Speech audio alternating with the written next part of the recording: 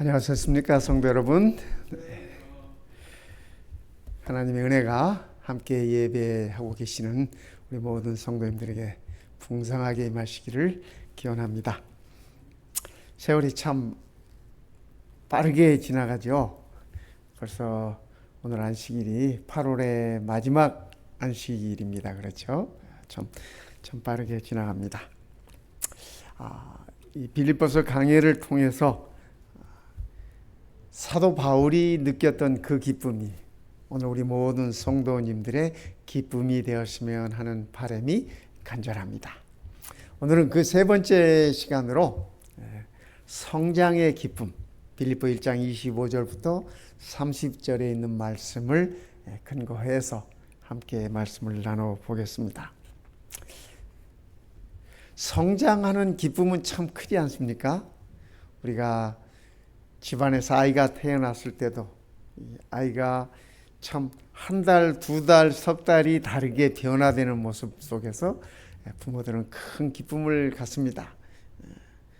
뒤집던 아이가 기기도 하고, 기던 아이가 걷기도 하고, 걷던 아이가 뛰기도 하고, 또 옹알이만 하던 아이가 이렇게 엄마를 부르고 아빠를 부르고, 참 그럴 때마다 부모들은 감격하지 않습니까? 저희 아이들은 이상하게 엄마보다 아빠를 먼저 불렀어요. 그래서 저희 장모님이 굉장히 섭섭해 하시더라고요. 무슨 애가 아빠를 먼저 부르냐. 근데 저는 행복했습니다. 어쨌든 우리가 이 성장하는 모습 속에서 이렇게 느끼는 그런 기쁨들이 참 크지 않습니까? 네, 바울은 어떤 성장의 기쁨을 우리들에게 일러주고 또 우리들에게 그것을 유지하기를 원했는가라는 것을 우리가 말씀 속에서 한번 찾아보겠습니다. 이분 잘 아시죠? 김알란 여사십니다. 이화여대 총장을 하시던 분이시고 우리 한국 여성 사회에 있어서 큰 획을 그으신 분입니다. 이분이 주체가 되어가지고 우리나라의 YWCA를 처음 이렇게 만들었습니다. 그 전까지만 해도 YWCA는 없었고 YMCA만 있었어요.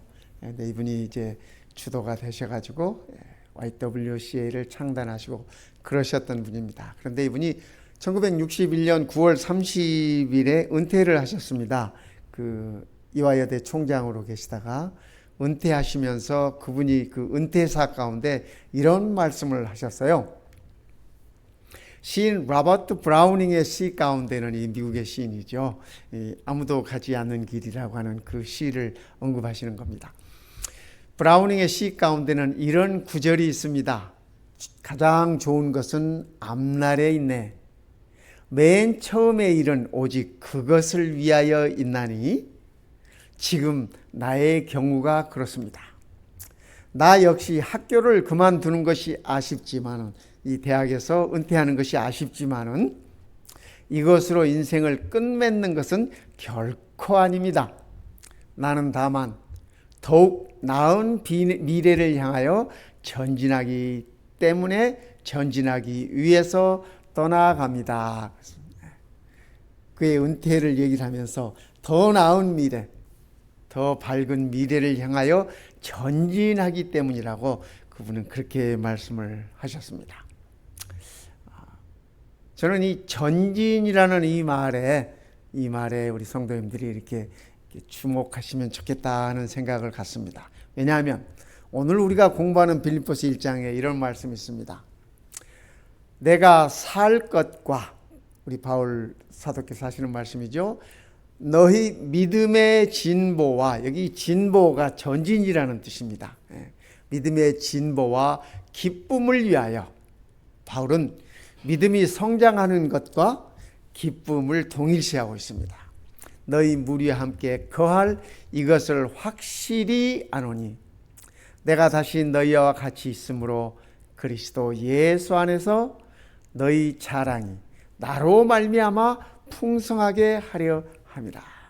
바울은 이 빌립보 교인들의 믿음이 성장함으로 인해서 또 바울에게서 배운 여러 가지 복음적인 것들을 통해서 그들의 삶의 열매가 풍성하기를 기원했습니다. 오늘 우리에게도 우리의 믿음의 이 성장과 더불어서 믿음의 진보와 더불어서 기쁨이 충만하기를 바라는 마음인 것입니다. 바울이 기대한 믿음의 성장이란 무엇일까? 저는 이 빌립보서 1장 25절부터 30절에 있는 이 말씀을 이렇게 들여다보면서 바울이 기대했던 그 믿음의 성장이 오늘 우리 모든 성도님들의 믿음 생활에 그대로 적용되었으면 좋겠다 하는 바람이 있습니다. 첫째, 그는 믿음에 합당한 복음적 삶이라고 바울은 표현하고 있습니다. 그러니까 믿음의 성장이라고 하는 것은 믿음이 자라났다, 믿음이 풍성해진다 하는 그것은 이 복음적인 삶에, 복음적 삶에 충실하는 것이라고 바울은 그렇게 표현하고 있습니다. 오직 너희는 그리스도의 복음에 합당하게 생활하라. 하나님의 자녀면 하나님의 자녀에 맞게 합당하게 그렇게 살라고 하는 가르침을 주고 계시는 것입니다. 여러분들 혹시 이 책 읽어보셨어요? 일본의 시오노 나나미께서 이렇게 서사식으로 수필식으로 이렇게 쓰신 이 로마인 이야기라고 하는 책입니다. 이 책이 자그마치 13권으로 되어 있는 아주 대작입니다. 그런데 이 책 가운데 이 작가는, 이 나나미 씨는 이 로마인이 어떠했길래, 로마 사람들이 어떠했길래 1000년에 가까운 긴 시간 동안 세계를 지배할 수 있었는가, 그 얘기를 이렇게 소개하고 있습니다. 지성에서는, 그죠? 지성에서는 그리스도인보다도 못했고, 로마인들이 말입니다. 체력에서는 켈트족이나 겔만 민족보다도 못했으며, 로마인들이 기술에서는 에트루이안보다 훨씬 못했던, 그리고 경제력에서는 카르타고인보다 못했던 로마인들, 그런 그들이 어떻게 번영할 수 있었을까? 어떻게 1000여 년 동안 세계를 지배할 수 있었을까? 그들이 지중해와 세계의 패자가 되었던 원인은, 세계를 지배하던 자가 되었던 원인은 무엇일까? 그는 이 책 속에서 이렇게 소개합니다. 법과 제도를 지키는 원칙에 충실했던 로마 시민들의 삶이 바로 로마 제국 번영의 열쇠였다. 그러니까 이 로마 사람들은 체력에서도 지성에서도 경제력에서도 모든 면에 있어서 주변에 있는 그 민족들보다 부족했지만, 약했지만 그들이 한 가지 투철한 것이 있어요. 투철한. 이 작가는 그것이 뭐라고 얘기해요? 법과 제도를 지키는, 국가가 마련하는 그 법에 충실히 따르고 국가가 만들어 놓은 여러 가지 그 시스템, 제도에 그들이 충실히 따랐던 그것을 이 로마 번영의 가장 직접적인 원인으로 그는 꽂고 있는 것입니다. 어떻습니까, 성도 여러분? 우리는 하나님의 자녀들로서, 그죠? 하나님의 자녀들로서 하나님의 법과 또 하나님이 만들어 놓으신 제도와 하나님께서 만들어 주신 제도들도 있지 않습니까? 안식일 제도, 11금 제도, 결혼 제도, 그죠? 다 이런 것들은 하나님께서 만들어 주신 제도들이에요. 또 하나님께서 하나님의 자녀들이 어떻게 살라고 일러주신 말씀들이 있어요. 우리는 그것을 법이라고 표현하지 않습니까? 율법이라고 표현하는데 왠지 무거워 보이잖아요. 그죠? 하나님께서 사랑으로 우리에게 주신 계명이라는 게 다 그런 것들이죠. 로마 시민들이 법과, 그죠? 제도를 충실히 따름으로 인해서 세계를 제패할 수 있는 나라가 될 수 있었다면, 오늘 우리 하나님의 자녀들은, 하늘 왕국의 백성들은 어떠해야 할까 생각해 보면 좋을 것 같습니다. 바울은 이렇게 얘기합니다. 그러나 우리의 시민권은 아시다시피 바울이 로마의 시민권을 가진 사람 아니었습니까? 그 당시 로마는 이 다른 민족들에게 시민권을 많이 줬습니다. 시민권을 쉽게 줬습니다. 그래서 그들이 법을 지키고 뭐 그들의 의무를 하고 하면은 이렇게 시민권들을 주고 그것으로 인해서 여러 이 나라들을 지배하고 통치할 수 있었던 것입니다. 바울은 로마의 시민권을 가진 자였어요. 그러나 그는 이런 빌립보 교회의 말씀을 하시면서 우리의 시민권은 하늘에 있다. 우리는 이 세상의 로마 제국의 시민이 아니라 하늘 왕국의 시민이다라고 바울은 소개하고 있습니다. 우리의 시민권은 하늘에 있는지라. 거기로부터 하늘로부터 구원하는 자 곧 주 예수 그리스도를 기다리노니. 그래서 바울은 그가 지니고 있었던 이 로마 시민권에 대한 얘기에서 시작을 해서, 그렇죠? 거기에서 시작을 해가지고 모든 이 빌립보 교인들의 마음을 하늘 왕국으로 인도하고 있는 것입니다. 그러면서 우리의 시민권은 하늘에 있다. 그러니까 로마 사람들이 로마의 법과 제도를 충실히 이행했던 것들, 시민권을 받은 사람들은 병역의 의무를 충실히 했고 또 세금을 충실히 냈고 로마의 제도들에 충실히 따랐습니다. 하늘 시민권을 가진 우리 이 하늘 왕국의 백성들 또한 하나님의 백성으로서 해야 할 일들에 충실히 따라야 할 것입니다. 오직 너희는 그리스도의 복음에 합당하게 생활하라. 로마 시민들이 로마의 법에 합당하게 살았던 것처럼 하늘 시민인 우리도 복음에 합당하게 살라라고 표현하고 있습니다. 그런데요, 이 합당하게 살라고 하는 이 말이 재밌는 말입니다. 이 헬라의 원어의 그 뒷면을 살펴보면은 걸맞는 옷을 입고 생활하라 그런 의미입니다. 신분에 맞는 옷을 입고 살라고 하는 얘기입니다. 요즘도 한국에 예비군 훈련이 있는지 모르겠어요. 군대 갔다 오면 그 얼마 동안 일정 기간 동안 예비군 훈련을 받았어요. 근데 그 예비군 훈련은 받을 때 보면은 뭐 거기에 대학 교수든 목사든 뭐 누가 됐든 다 똑같이 개구리복을 입습니다. 그 예비군복 말입니다. 그러면 딱 그 옷만큼만 행동해요. 제가 예비군 훈련 받으려고, 그죠? 이제 제가 있던 남양주 군에서 춘천까지 예비군 훈련 이렇게 이제 트럭을 타고 가는데 거기 뭐 대학 교수들도 많고 뭐, 그죠? 강사들도 많고 뭐 많아요. 신분이 옷 입혀놓으면 제대로 참 사회적 신분을 가진 분들이 있어요. 많아. 그런데 예비군복 딱 입혀놓고 트럭을 태워 가니까 이제 도로에 이렇게 트럭이 가지 않습니까? 여자분이 한번 지나간다 그럼 뭐 휘파람을 끌고 우후 하고 뭐 군인들 하듯이 그런 거 있지 않습니까?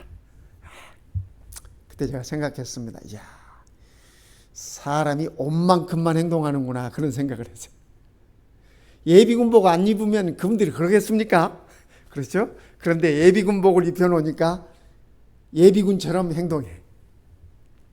합당하게 생활하라는 이 말이, 이 표현이, 그죠? 걸맞는 옷을 입고 생활하라고 하는 그런 말씀입니다. 그러니까 우리는 재림교인으로서, 재림성도로서 세상을 살면서도 재림성도의 모습으로 살아가야 된다는 얘기입니다. 교회 와서 재림성도일 뿐 아니라 밖에 나가서도, 그죠? 마켓에 가서도, 그죠? 어디에 가서든 재림성도의 옷을 입고 살아라 하는 얘기인 것입니다.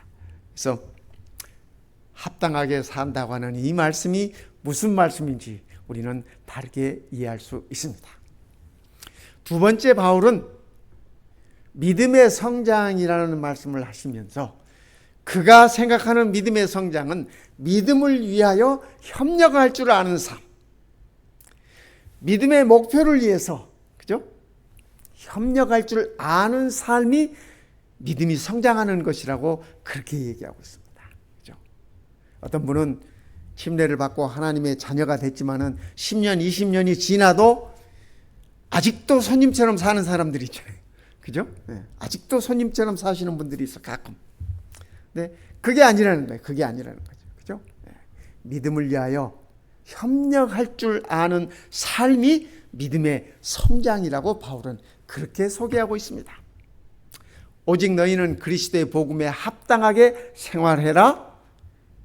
그리고 이렇게 설명합니다. 이는 내가 너희에게 가보나 떠나 있으나, 내가 너희에게 가보나 빌립보 교회에 있으나, 내가 지금처럼 감옥에 있으나, 그 말입니다. 너희가 한 마음으로 서서, 그죠? 온 성도들이 한 마음으로 서서 한 뜻으로 복음의 신앙을 위하여 협력하는 것과, 그것이 믿음의 성장이라고 바울은 그렇게 얘기해요. 그죠?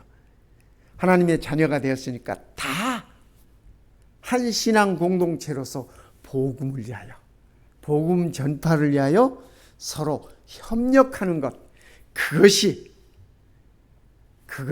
믿음의 성장이라고 바울은 그렇게 말씀하고 계시는 것입니다. 이 협력하는 것, 수나들레오라는 이 헬라 말인데, 이 헬라 말은 기억할 필요도 없고요. 그런 말인가 보다 하는 겁니다. 그런데 이 말은 두 단어가 이렇게 섞여 있는 말, 두 단어가 합쳐져서 한 단어가 됐어요.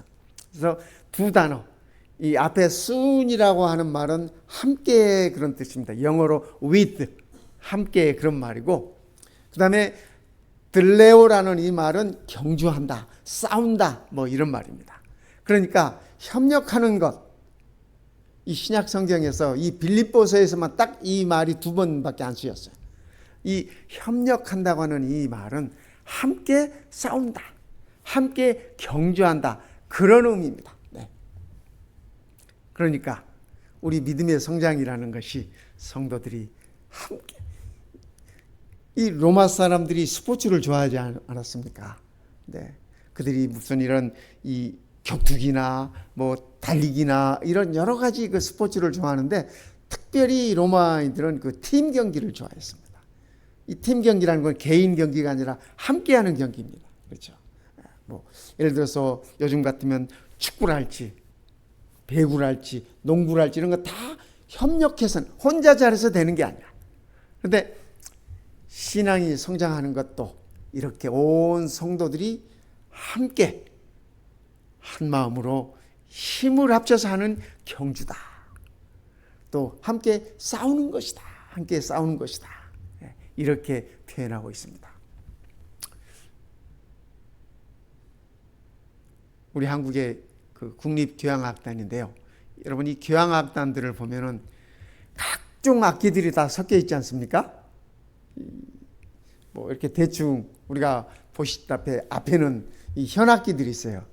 바이올린, 비올라 다 이렇게 있고, 그다음에 이 우리가 봐서 오른쪽 첼로, 콘트라베이스 다 현악기들입니다. 그리고 그 뒷줄에는 이제 관악기들이 있어요. 플루시니, 바순이니, 트럼펫이니, 트럼본, 이런 이 관악기들이 그 뒤에 있습니다. 그리고 맨 뒤에는 타악기들이 있어요. 이렇게 챔벌린이랄지, 북이랄지 이런 것들이 있어요. 그런데 이 모든 악기들이, 각기 다른 악기들이 서로 잘 어우러져서 하모니를 이루어야, 그죠? 그래야 진정한 아름다운 음악이 나오는 것입니다.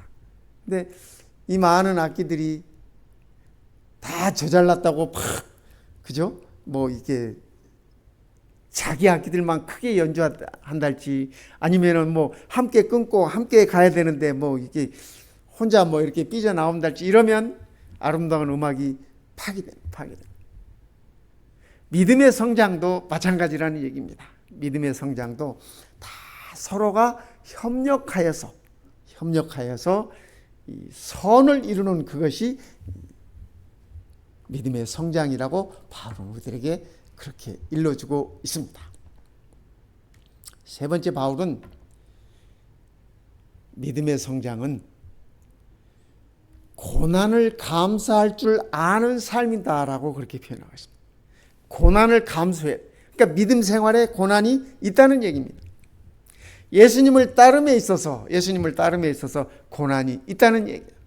그러나 그 고난을 하나님의 은혜로 여길 수 있고, 그 고난조차도 축복으로 여길 수 있는 것이 믿음의 성장이라고 바울은 그렇게 설명하고 있습니다. 그리스도를 위하여 너희에게 은혜를 주신 것은, 바울은 그가 하나님의 은혜를 많이 입은 사람이라고 스스로 여러 번 그렇게 말씀하고 계십니다. 하나님의 은혜가 없었다면 나 같은 사람을 어떻게 이방인을 위한 사도로 부르실 수 있었을까? 자기는 자격이 없었던 사람이라는 얘기죠. 핍박자였다는 얘기죠. 그런데 바울은 그 모든 것을 하나님의 은혜로 여기고 이렇게 얘기합니다. 은혜를 내게 주신 것은 다만 그리스도를 믿을 뿐 아니라 또한 그리스도를 위하여 고난도 받게 하려 하십니다. 바울이 이 글을 쓸 때도, 그죠? 바울이 이 글을 쓸 때도 감옥에 있었습니다. 고난 중에 있었습니다. 두들겨 맞고 실컷 얻어맞고, 그죠? 쇠사슬에 매여 있었습니다. 고난 중에 있었습니다. 그러나 바울은 그 고난조차도 하나님의 은혜다라고 얘기를 하고 있습니다.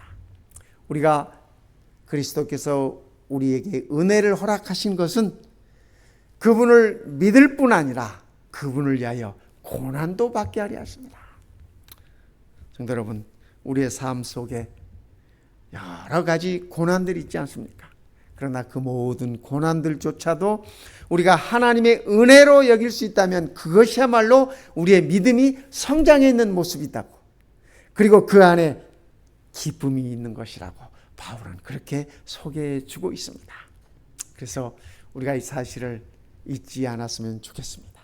그리고 지금 우리가 고난 중에 있다 할지라도, 지금 우리가 겪는 고난이 있다 할지라도 이것까지도 하나님의 은혜로 여길 수 있다면 우리는 진정 믿음의 성장을 이루는 하나님의 자녀임에 틀림이 없는 것입니다.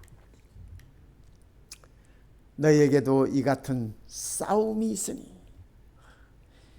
바울에게도 이 싸움이 있었지 않습니까? 수도 없이 이 싸움이 많았어요, 바울에게. 그런데 바울이 빌립보 교인들에게 얘기하는 것입니다. 너희에게도 이런 싸움이 있다. 저희가 내 안에서 본 바요. 너희가 내 안에서 바울의 삶을 들여다보면서 바울과 함께 사역하면서 바울을 서포트하면서 빌립보 교인들이 다 봤어요. 내 안에서 너희들이 본 바요. 이제도 내 안에서 듣는 바니라. 듣는 바니라.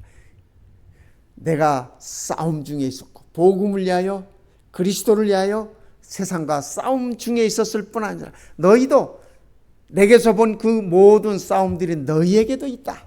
너희에게도 있다. 오늘 우리에게도 마찬가지 아니겠습니까, 성도 여러분? 그죠? 오늘 우리에게도 똑같은 영적 싸움들이 있습니다. 우리가 싸워서 이겨야 할 그 싸움들이 있습니다. 오직 너희는 그리스도의 복음에 합당하게 생활하라. 이 말씀은 시민 용어입니다. 로마 시민들이 사용할 수 있는 그런 용어예요. 시민답게 살아라. 두 번째, 한 마음으로 서서 한 뜻으로 복음의 신앙을 위하여 협력해라. 이것은 이 경주 용어, 스포츠 용어입니다. 이 스포츠 시합하는 분들이 함께 협력해서 스포츠 용어. 너희에게도 같은 싸움이 있으니, 이것은 군사 용어입니다. 군사, 그렇죠? 바울은 그 뒤에 이제 이 빌립보서를 우리가 살펴보면은 우리를 다 가리켜서 그리스도의 군대라고 표현하고 있습니다. 그리스도의 군사라고 표현하고 있습니다. 군사는 지휘관의 명령에 절대 복종하는 것입니다. 부름을 받은 군인으로서 죽기까지 충성하는 것이 군사의 모습인 것입니다. 새하늘과 새 땅에서 이루어지는 이 모습을 얘기하면서 요한계시록에서는 이렇게 표현하고 있습니다. 계시록 20장 4절에 또 내가 보좌들을 보니, 하늘 보좌들을 보니 거기에 앉은 자들이 있어. 하나님의 보좌에 앉은 자들이 있는데 그들이 심판하는 권세를 가졌더라. 그들이 누군가?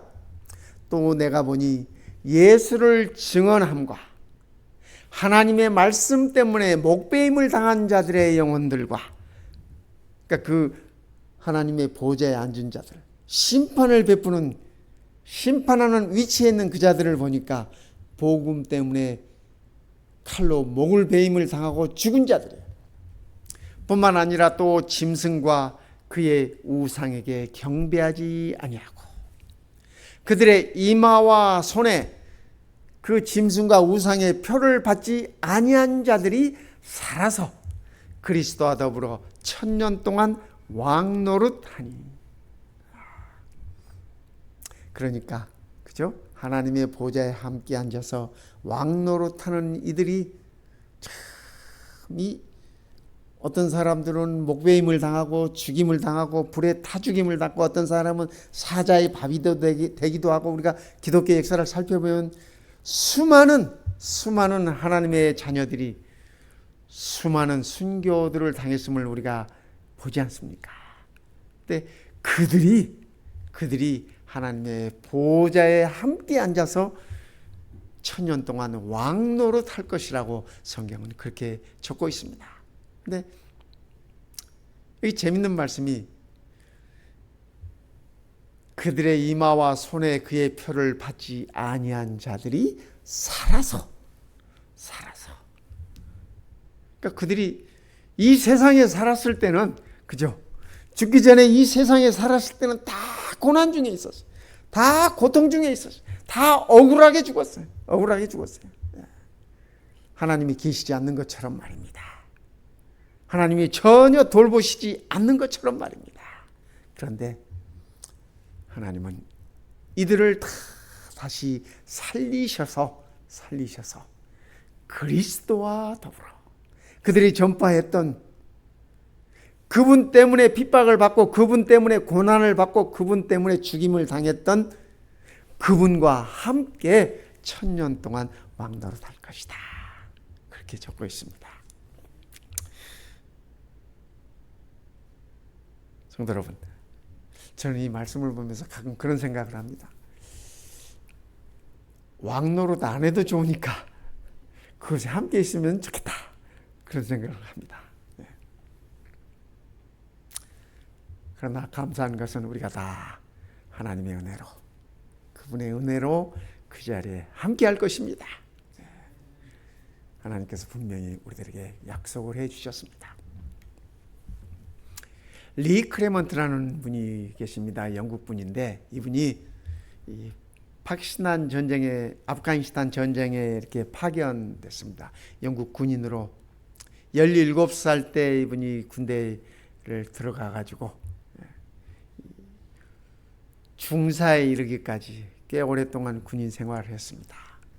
근데 이분이 아프가니스탄 전쟁에 이렇게 투입이 돼 가지고 그곳에서 한 6개월 정도 이렇게 근무를 하다가 어느 날 이 묻혀 있는 대전차 지뢰가 이렇게 폭발하고서 거기서 두 다리를 잃고 한쪽 어깨가 망가지는 그러한 큰 부상을 당했습니다. 모두가 그가 다 회복되지 못할 것이라고 담당했던 의사들도 입을 모아서 그렇게 얘기했습니다.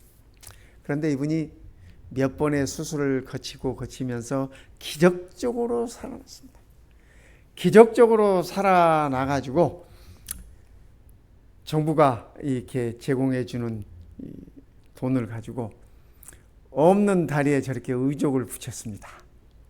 그런데 저 의족을 붙이고 의족으로 걸을 수 있을 만큼 얼마나 피나는 리헵이 필요한지, 재활 훈련이 필요한지 보통 사람들은 이해할 수가 없답니다. 우리 같은 사람들은 상상이 안 되는 일이랍니다. 이분이 정말 피나는 노력을 하면서 매 순간 그의 걸음 한 걸음이라도 떼기 위해서 그가 이 고통을 참고 그야말로 그의 의지력을 발휘하면서 그는 그런 생각을 했답니다.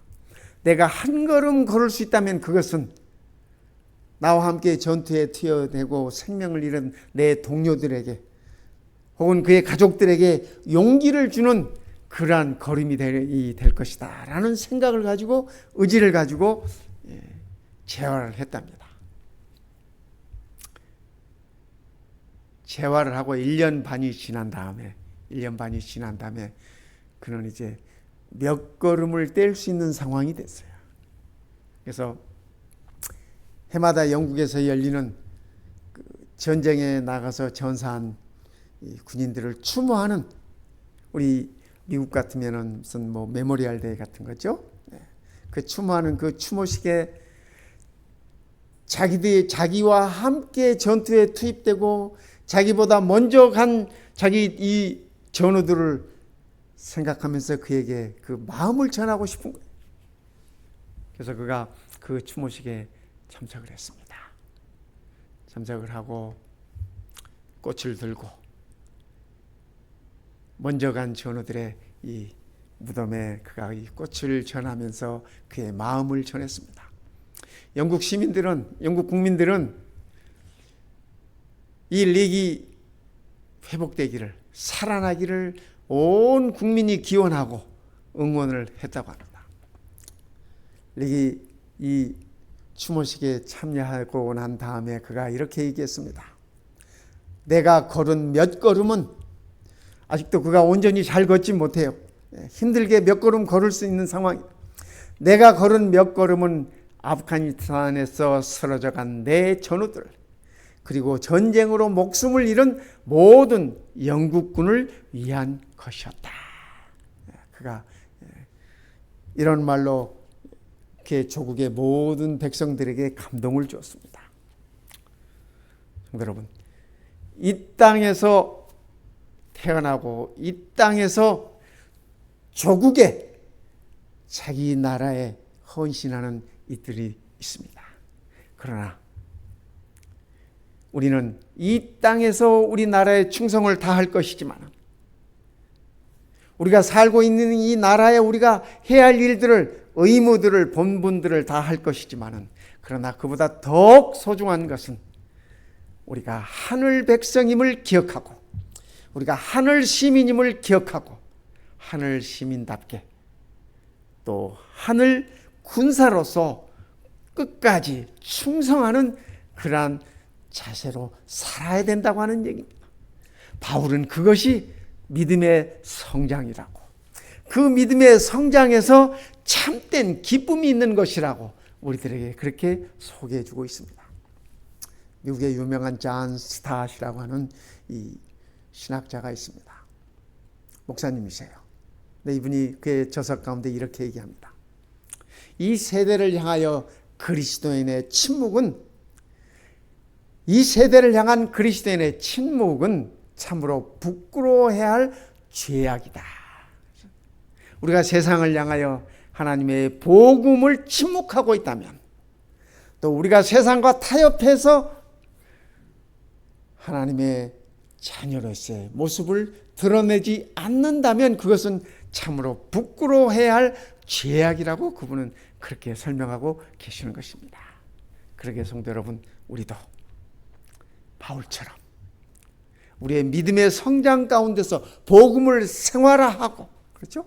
복음을 생활화해야 할 것입니다.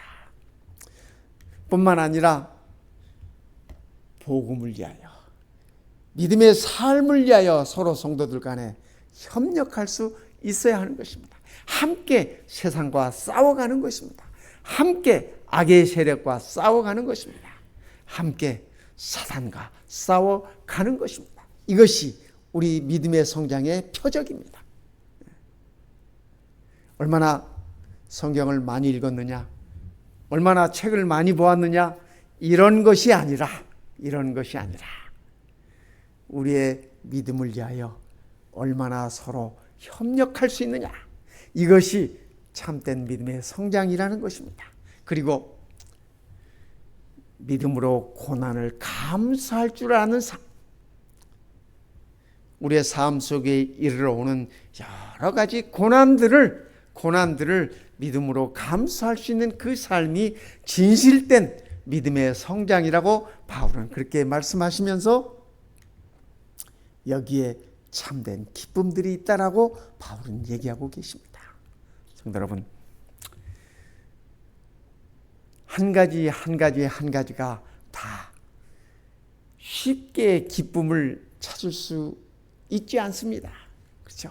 우리가 복음적인 삶을 사는 것 또한 어쩌면 기쁨보다도 어려움이, 슬픔이 더 많을 수 있습니다. 그러나 바울은 그 삶이 진실된 기쁨을 우리들에게 가져다 준다라고 소개합니다. 믿음을 위하여 서로 협력하는 그 일에 기쁨이 상실될 수 있지만 바울은 그 일을 통해서 참 기쁨이 이르러 온다고 얘기해 주고 있습니다. 우리가 당하는 수많은 고난들, 수많은 어려움들, 수많은 박해들, 복음 때문에 이르러 오는 여러 가지 어려움들이 있지만은, 그러나 그 어려움들을 하나님의 은혜로 여길 수 있을 때 거기에 참된 기쁨이 있다라고 바울은 우리들에게 일러주고 계십니다. 성도 여러분, 오늘 이 안식일이 이런 오늘 빌립보 1장 25절부터 30절에서 우리들에게 일러주시는 이 말씀 속에서 우리가 참된 기쁨을 찾을 수 있으면 좋겠습니다. 우리의 믿음이 참된 모습으로 성장할 수 있으면 좋겠습니다.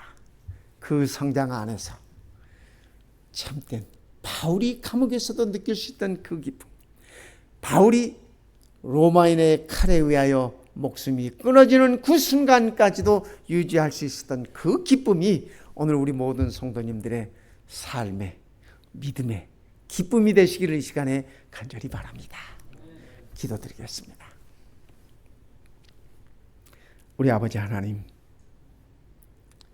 참으로 감사합니다. 우리를 사랑으로 창조해 주시고 우리를 은혜로 구원하여 주시고 우리를 복음에 합당한 자가 되도록 이끌어 주시니 그 은혜를 참으로 감사드립니다. 아버지 하나님, 매 순간순간 우리의 믿음이 성장하는 기쁨을 맛보게 하여 주시옵소서. 세상에 아무리 죄악의 파도가 넘실거린다 할지라도, 사단의 세력이 아무리 거세게 몰아친다 할지라도 아버지 하나님의 은혜를 생각하며 그 은혜에 감사하며 이 싸움에서 끝까지 승리할 수 있도록 우리를 붙들어 주시옵소서. 성령 하나님, 우리를 말씀으로 은혜로 무장시켜 주시옵소서. 오늘 이 안식일 하나님의 은혜가 우리 모든 사랑하는 성도들 가정가정마다 함께하여 주시고 회복과 치유가 필요된 우리 모든 성도들에게 그 은혜가 이루어지도록 축복하여 주시옵소서. 우리에게 참된 복음과 참된 믿음과 참된 자녀의 특권을 허락하여 주신 우리 주님 예수님의 이름으로 간절히 기도드리옵나이다. 아멘.